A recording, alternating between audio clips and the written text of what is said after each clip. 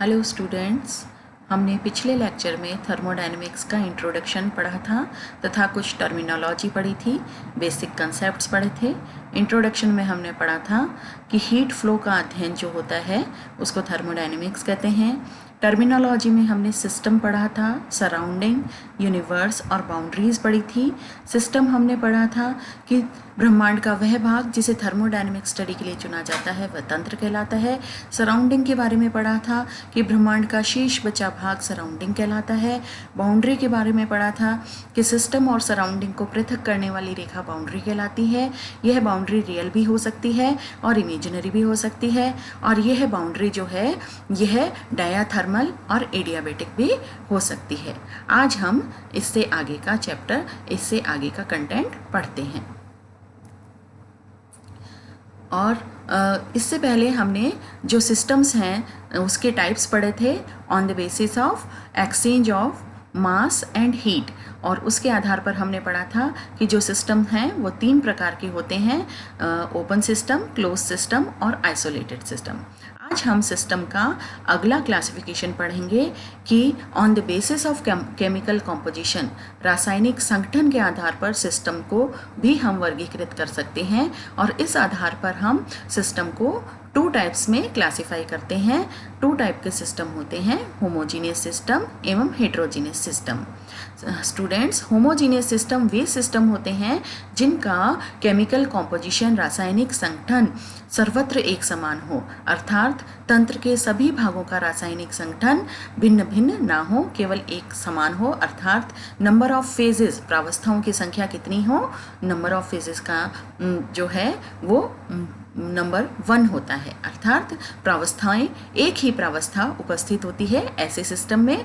For example, mixture of gases, यदि हम 2 या 2 से अधिक गैसेस का मिक्सचर लेते हैं तो वो आपस में मिक्स होकर होमोजीनियस मिक्सचर बनाती हैं। इसी प्रकार से मिक्सचर ऑफ 2 और मोर सॉल्युबल लिक्विड्स, अर्थात यदि 2 या 2 से अधिक आपस में विलयशील लिक्विड जैसे कि पानी plus alcohol, H2O plus alcohol, इन दोनों को अगर अपन आपस में मिक्स कर दें तो इनके बीच में कोई लेयर्स नहीं रहती हैं, ये आपस में अच्छे से सॉल्युबल हो जाते हैं, मिक्स हो जाते हैं, अर्थात एक होमोजीनियस का मिक्सचर का निर्माण करते हैं। कोई बाउंड्री नहीं रहती है और तंत्र का सर्वत्र एक समान केमिकल कॉम्पोजिशन रहता है। इसी तरह से प्योर सॉलिड ले लें तो वो भी एक होमोजीनियस सिस्टम होता है। इसी तरह से प्योर लिक्विड भी होमोजीनियस सिस्टम होता है। नेक्स्ट सिस्टम आता है हेट्रोजीनियस सिस्टम। हेट्रोजीनियस सिस्टम वे सिस्टम होते हैं जिनमें एक से अधिक फेजेस होती हैं, अर्थात प्रावस्थाओं की संख्या मोर देन 1 होती है, और प्रावस्थाओं की संख्या मोर देन 1 होने के कारण इनका भिन्न भिन्न भागों का रासायनिक संगठन भिन्न भिन्न होता है, अर्थात तंत्र के ऊपरी भाग का रासायनिक संगठन अलग होगा और अलग भाग, दूसरे भाग का रासायनिक संगठन अलग होता है। For example, mixture of solids, 2 solid को अगर हम मिक्स कर देते हैं तो वह आपस में कभी भी पूर्णतया मिक्स नहीं होते हैं, अर्थात वो एक हेट्रोजीनियस सिस्टम बनाते हैं और उनमें फेजेस की संख्या जो होती है वो 1 से अधिक होती है, अर्थात 2 फेजेस के मध्य बाउंड्री उपस्थित होती है, सीमा रेखा उपस्थित होती है। इसी तरह से 2 इमिसिबल लिक्विड्स अर्थात अमिश्रणीय लिक्विड्स को हम आपस में मिक्स कर दें, for example water and benzene. Water और बेंजीन जो है उनको आपस में एक बीकर में हमने डाल लिया और बहुत अच्छे से मिक्स कर दिया, तो भी थोड़ी देर छोड़ने के पश्चात हम देखेंगे कि 15 मिनट बाद हम देखेंगे कि 2 लेयर्स इस बीकर में बन जाती हैं। ऊपर की लेयर बेंजीन की होती है और नीचे की लेयर पानी की होती है, अर्थात इन दोनों फेजेस के बीच में बाउंड्री उपस्थित हो जाती है, अर्थात जो सिस्टम होता है वो होमोजीनियस नहीं रहता है, हेट्रोजीनियस हो जाता है। इसी तरह से किसी भी सब्सटेंस का कॉलोइडल सॉल्यूशन जो होता है वो भी एक हेट्रोजीनियस सिस्टम होता है, क्योंकि जो कॉलोइडल पार्टिकल्स होते हैं वो थोड़े साइज में बड़े होते हैं तो पूर्ण रूप से विलयशील सॉल्युबल नहीं होते हैं। इस तरह से हमने सिस्टम को 2 भागों में वर्गीकृत किया, homogeneous system and heterogeneous system. अब हम आते हैं लॉज ऑफ थर्मोडायनेमिक्स पर। लॉज ऑफ थर्मोडायनेमिक्स जो हैं वो 4 लॉज हैं। फर्स्ट लॉ जो है सर्वप्रथम हम पढ़ते हैं जीरोथ लॉ ऑफ थर्मोडायनेमिक्स, यानी ऊष्मागतिकी का शून्यांक का नियम। ऊष्मागतिकी का शून्यांक का नियम क्या कहता है कि यदि हमारे पास 2 बॉडीज़ हैं ए एंड बी, दो ऑब्जेक्ट्स हैं ए एंड बी, और वो पृथक पृथक रूप से C के साथ थर्मल इक्विलिब्रियम में है, अर्थात A का ताप C के ताप के समान है तथा B का ताप भी C के ताप के समान है और दोनों ही इक्विलिब्रियम में हैं। तो A और B को भी आपस में कांटेक्ट में रखने पर, एक दूसरे के कांटेक्ट में रखने पर A और B भी आपस में थर्मल इक्विलिब्रियम में हो जाती हैं, अर्थात तापीय साम्य इनके मध्य भी उपस्थित हो जाता है। इसको हम नेक्स्ट डायग्राम में समझते हैं। जैसे हमने ये पढ़ा कि बॉडी ए सी के साथ थर्मल इक्विलिब्रियम में है और इसी प्रकार बॉडी बी भी सी के साथ थर्मल इक्विलिब्रियम में है, पृथक पृथक थर्मल इक्विलिब्रियम में है। तो ए और बी बॉडी को भी एक साथ आपस में एक कांटेक्ट में रखने पर ए और बी भी आपस में तापीय साम्य में आ जाती हैं और इस प्रकार का जो लॉ होता है ये शून्यांक का नियम है, अर्थात तीनों ही बॉडीज़ का जो टेम्परेचर है वो एक समान हो जाता है। नेक्स्ट आता है first law of thermodynamics. First law of thermodynamics के अनुसार energy can neither be created nor be destroyed, अर्थात ऊर्जा को ना तो उत्पन्न किया जा सकता है ना ही नष्ट किया जा सकता है, परंतु इसको एक फॉर्म से दूसरे फॉर्म में ट्रांसफॉर्म यानी कन्वर्ट किया जा सकता है। अर्थात ऊर्जा और ऊष्मा जो है वो कभी भी नष्ट नहीं होती और कभी भी प्रोड्यूस नहीं हो सकती, परंतु हमेशा ये किसी भी प्रोसेस के दौरान ये एक फॉर्म से दूसरी फॉर्म में चेंज होती हैं। यह यूनिवर्स का जो है ये नियम है, अर्थात जो यूनिवर्स है, ब्रह्मांड है, उसकी एनर्जी हमेशा कांस्टेंट रहती है ना, फिक्स रहती है, कांस्टेंट रहती है, न घटती है न बढ़ती है। नेक्स्ट लॉ आता है second law of thermodynamics. Second law of thermodynamics entropy के बारे में बताता है कि हमारा पूरा जो ब्रह्मांड है उसकी एंट्रोपी लगातार बढ़ रही है, ठीक है। और एंट्रोपी का क्या मतलब है? Entropy is the measure of disorder, अर्थात अव्यवस्था का माप है। तो हमारे ब्रह्मांड की एंट्रोपी बढ़ रही है, मतलब हमारे ब्रह्मांड में अव्यवस्था, डिसऑर्डरनेस बढ़ रही है। नेक्स्ट लॉ आता है थर्ड लॉ ऑफ थर्मोडायनेमिक्स।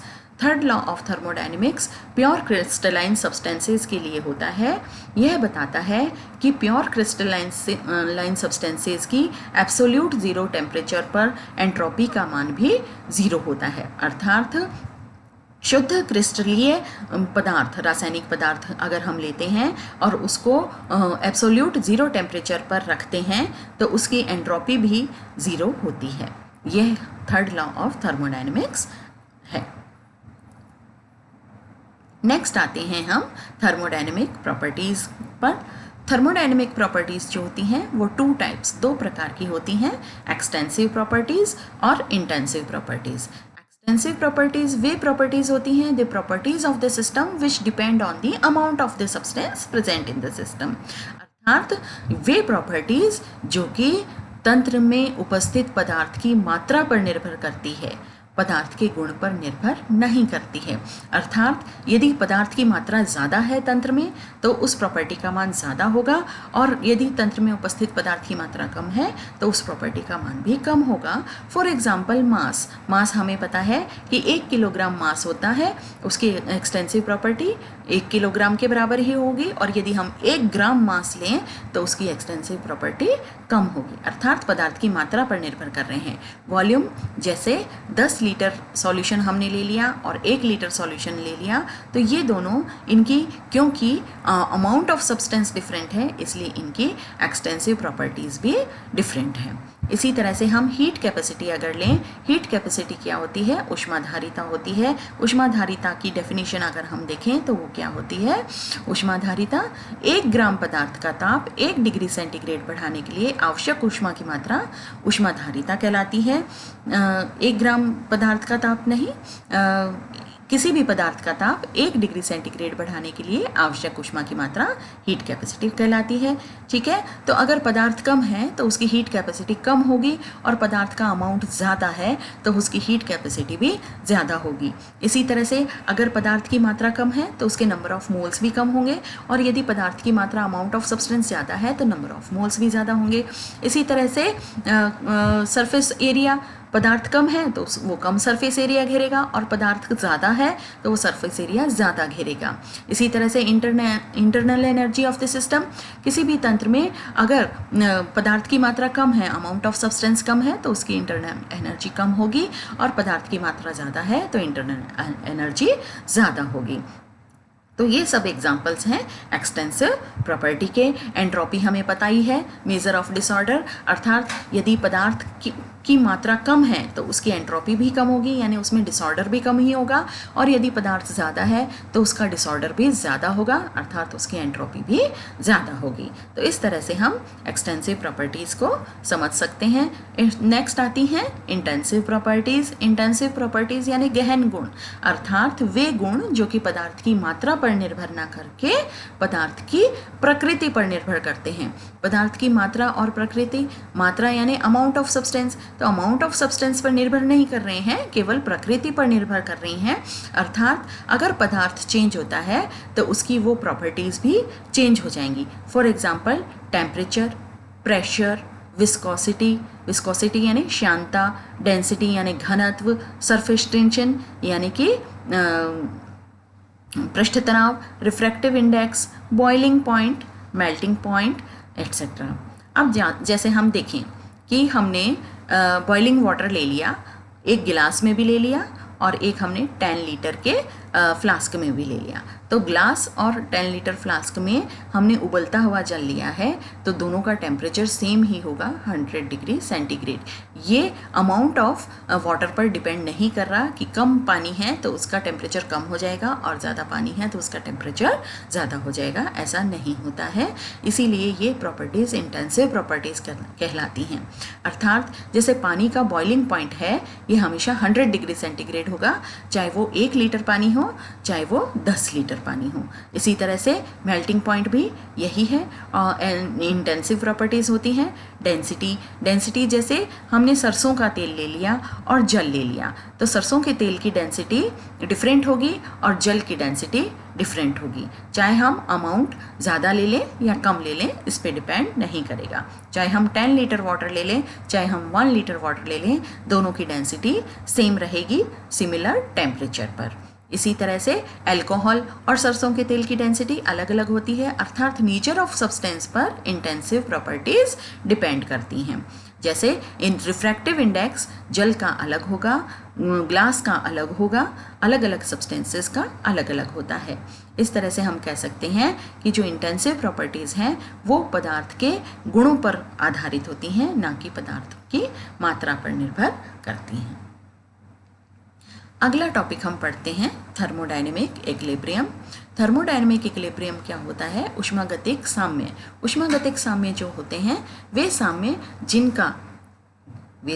जिनका मान या जिनका मान समय के साथ परिवर्तित ना हो या जो समय के साथ डिस्टर्ब ना हो।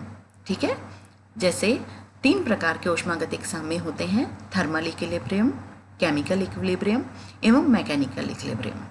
थर्मल इक्विलिब्रियम यानी तापीय साम्य। यदि कोई तंत्र, तापीय साम्य, यदि किसी तंत्र का टेम्परेचर, ताप समय के साथ परिवर्तित नहीं होता है, ठीक है, अर्थात समय के साथ तंत्र का टेम्परेचर कांस्टेंट रहता है, तो वे साम्य तापीय साम्य कहलाते हैं, अर्थात थर्मल इक्विलिब्रियम कहलाते हैं। अर्थात यहाँ समय के साथ टेम्परेचर चेंज नहीं होता है, अर्थात change in temperature is equal to dt यानी 0 के बराबर होता है। तो थर्मल इक्विलिब्रियम में ताप का मान समान होगा। ठीक है, फिर आते हैं केमिकल इक्विलिब्रियम। केमिकल इक्विलिब्रियम अर्थात यदि तंत्र का केमिकल कॉम्पोजिशन सर्वत्र एक समान हो, अर्थात तंत्र में जो उपस्थित प्रावस्था है उसका केमिकल कॉम्पोजिशन समान होता है, तो वो केमिकल इक्विलिब्रियम में रहते हैं। अर्थात तंत्र की जो प्रावस्थाएं हैं उनकी सांद्रता में कोई परिवर्तन नहीं होता हो, तो ऐसे तंत्र रासायनिक साम्य कहलाते हैं, रासायनिक साम्य में कहलाते हैं। थर्ड इक्विलिब्रियम है मैकेनिकल इक्विलिब्रियम अर्थात यांत्रिक साम्य। यांत्रिक साम्य का मतलब ये हुआ कि यदि सिस्टम का एक पार्ट दूसरे पार्ट पर कोई यांत्रिक कार्य नहीं करे, ठीक है, अर्थात चेंज इन वर्क यानी कोई वर्क ना हो और वर्क डन जो हो वो ज़ीरो हो, अर्थात यदि प्रेशर में कोई चेंज नहीं आता है, प्रेशर रिमेन्स कांस्टेंट, प्रेशर का मान सेम होता है, क्योंकि हमें पता है कि यहाँ जो वर्क होता है वो पी डी वी के बराबर होता है, और डी पी अगर जीरो हो यानी प्रेशर में कोई चेंज नहीं हो तो वर्क डन भी सेम रहता है। अर्थात तंत्र का कोई एक भाग दूसरे भाग पर यदि कोई कार्य नहीं करता है, फ्लो ऑफ वर्क नहीं होता है, कार्य का प्रवाह नहीं होता है, तब हम कहते हैं कि वह तंत्र मैकेनिकल इक्विलिब्रियम में है, अर्थात यांत्रिक साम्य में है। तो मैकेनिकल इक्विलिब्रियम के लिए चेंज इन प्रेशर का मान ज़ीरो होता है, अर्थात प्रेशर रिमेन्स कांस्टेंट।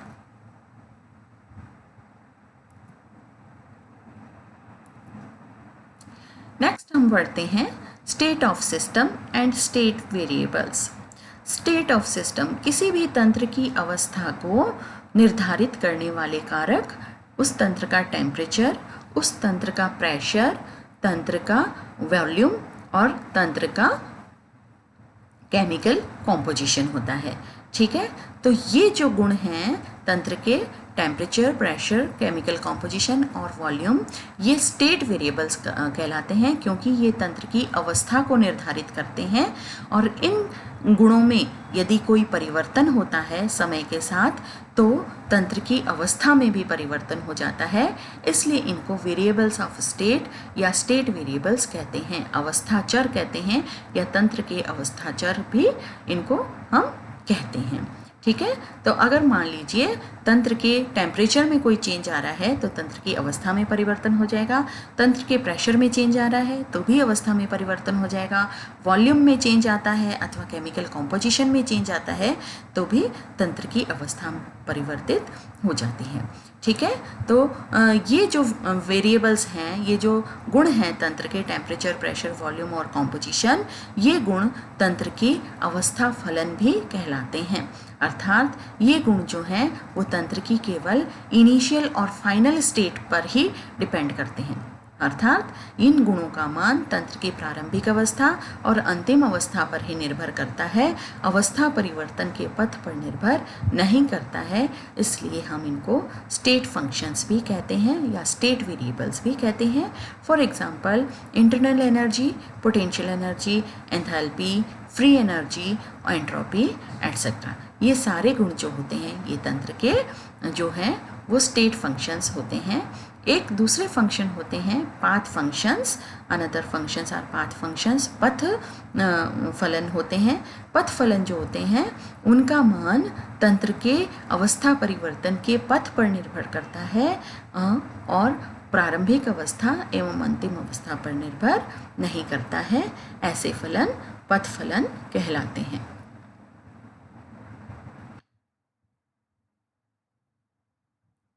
हम टॉपिक पढ़ते हैं types of thermodynamic processes. Thermodynamic processes यानी कि ऊष्मागतिक प्रक्रम। ऊष्मागतिक प्रक्रम अर्थात यदि कोई चेंज होता है किसी सिस्टम में, प्रोसेस या कोई चेंज होता है तो वो प्रोसेस जो है उस प्रोसेस कितने प्रकार के हो सकते हैं। वो प्रोसेस जो हैं 6 प्रकार के होते हैं। Isothermal process, adiabatic process, isobaric process, isochoric process, cyclic process and path. सर्वप्रथम हम पढ़ते हैं आइसोथर्मल प्रोसेस। वे प्रक्रम समतापीय प्रक्रम, वे प्रक्रम समतापीय प्रक्रम कहलाते हैं जिनमें अवस्था परिवर्तन के दौरान या उस प्रक्रम के दौरान तंत्र का ताप कांस्टेंट रहता है, अर्थात तंत्र के ताप में कोई चेंज नहीं आता है, तो ये प्रक्रम कहलाते हैं, समतापीय प्रक्रम कहलाते हैं, अर्थात change in temperature is equal to dt is equal to 0, ठीक है। और मान लीजिए कोई प्रक्रम है, ऊष्मागतिक प्रक्रम हो रहा है और वो एक्सोथर्मिक प्रोसेस है जिसमें कि ऊष्मा का उत्सर्जन हो रहा है, तो एक्सोथर्मिक प्रोसेस होगा, ऊष्मा का उत्सर्जन होगा, तो इसलिए क्या होगा, तंत्र का ताप बढ़ सकता है क्योंकि ऊष्मा रिलीज हो रही है, ऊष्मा उत्सर्जित हो रही है। तो तंत्र का ताप ना बढ़े इसके लिए तंत्र क्या करता है, इस एक्स्ट्रा ऊष्मा को, जितनी ऊष्मा रिलीज हुई उस ऊष्मा को ये सराउंडिंग को ट्रांसफ़र कर देता है। तंत्र अपने परिपार्श्विक को जितनी भी हीट रिलीज हुई, जितनी भी ऊष्मा उत्सर्जित हुई, उसको परिपार्श्विक को ट्रांसफ़र करके अपने टेम्परेचर को कांस्टेंट कर लेता है। ठीक है, तो इस प्रकार के सिस्टम आइसोथर्मल प्रोसेस कहलाते हैं। एवं मान लीजिए यदि कोई प्रक्रम है जिसमें ऊष्मा अवशोषित हो रही है या ऊष्माशोषी प्रक्रम है, ठीक है, ऊष्माशोषी प्रक्रम में क्या होगा, वो प्रोसेस में तंत्र के द्वारा ऊष्मा को अवशोषित किया जाएगा और ऊष्मा अवशोषित किया जाएगा तो तंत्र का टेम्परेचर कम हो जाएगा। ये तंत्र का टेम्परेचर कांस्टेंट रहे, कम ना हो, इसके लिए तंत्र क्या करेगा, अपने सराउंडिंग से ऊष्मा को अवशोषित कर लेगा ताकि तंत्र का टेम्परेचर सेम रहे। तो इसका मतलब यही हुआ कि आइसोथर्मल प्रोसेस समतापीय प्रक्रम वे प्रक्रम होते हैं जिनके दौरान तंत्र का तापक्रम नियत रहता है, चाहे ऊष्माशोषी प्रक्रम हो या ऊष्मा क्षेपी प्रक्रम हो। दोनों प्रक्रम के दौरान तंत्र उस टेम्परेचर को कांस्टेंट रखने के लिए या तो ऊष्मा को उत्सर्जित कर देगा या ऊष्मा को एब्जॉर्ब कर लेगा। इसके लिए ये तंत्र फ्री रहता है, यानी ऊष्मा अवशोषण अथवा ऊष्मा उत्सर्जन के लिए, यानी ऊष्मा के एक्सचेंज विनिमय के लिए तंत्र फ्री रहता है। नेक्स्ट प्रोसेस आता है second process, adiabatic process. Adiabatic process रुद्धोष्म प्रक्रम होते हैं। रुद्धोष्म प्रक्रम वे प्रक्रम होते हैं